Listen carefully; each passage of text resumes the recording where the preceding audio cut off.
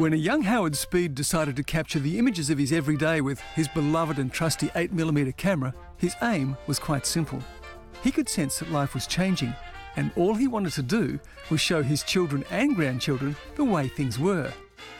Little did Howard know that almost 6 decades later, his films would be a rare and valuable record of emerging post-war Adelaide, and reminders of a time when life was slower and much, much simpler.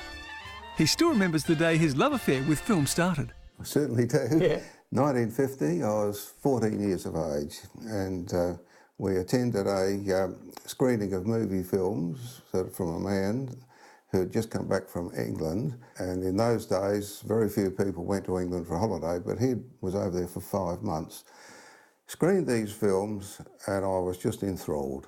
It took Howard 5 years to save the £70 for his first camera. He still has it, and yes, it still works perfectly, although you can't buy film for it anymore. He shot dozens of hours of footage, but none of it more remarkable than this, the old Jervois Bridge over the Port River in the late 1950s.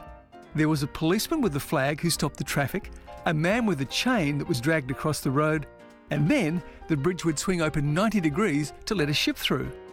He's the only person to have this on film. Howard had a thing about public transport, so when steam trains were being phased out, he made sure he grabbed some shots for posterity. Now you'll probably recognise this as the Goodwood Rail Crossing. This double-decker diesel trolley bus was filmed in 1960. Did you pick the intersection? It's Anzac Highway and South Road. And speaking of buses, here are some in Rundle Street in 1975. These shots are significant because this was the last day they ran along the street before it was converted to Rundle Mall. And how about this?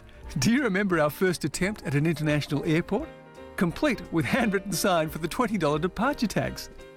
Compared with what we have now, it seems so primitive and unsophisticated, and it was.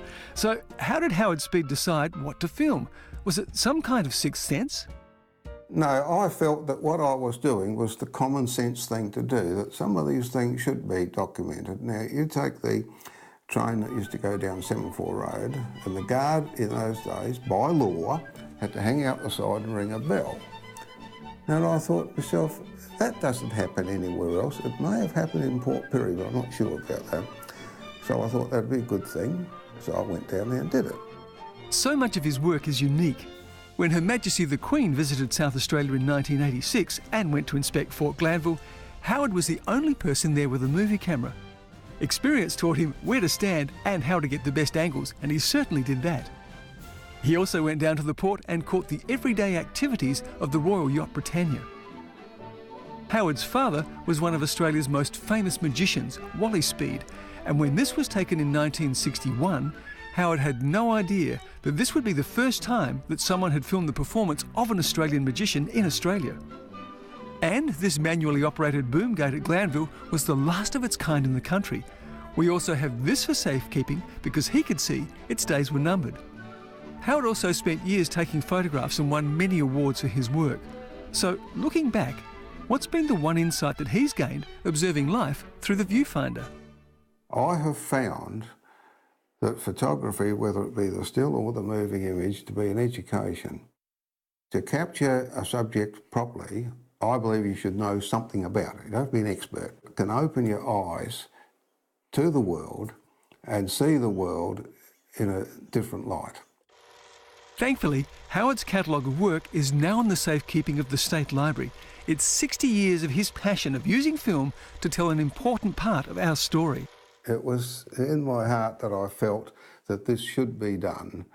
We're never going to see a lot of these things ever again, ever. And I just wanted to get it documented. He's certainly done that and managed to catch a time long gone for all of us in the process.